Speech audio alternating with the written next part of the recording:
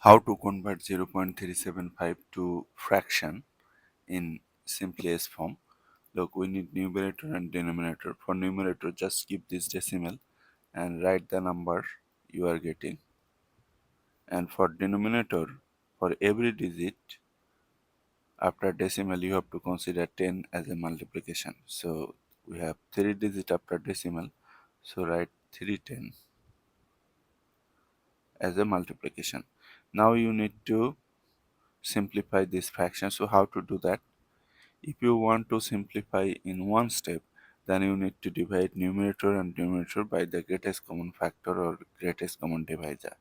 But if you want to simplify this fraction in multi-steps, then you need to just divide numerator and denominator by the common factor. Look, this number has 5 at the last, so this is divisible by 5. This number has 0 as the last, so this is divisible by 5. If you divide this by 5, you will get 2. If you divide this by 5, what will you get?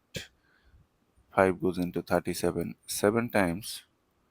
Okay, then 2 25, 5 goes into 25 5 times 75 you will get.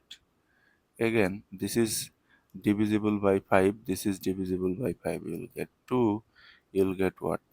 5 goes into 7 one time, then 2 25, that is 5 times 15. Again, this is divisible by 5, this is divisible by 5, you will get 2 and you will get 3 here.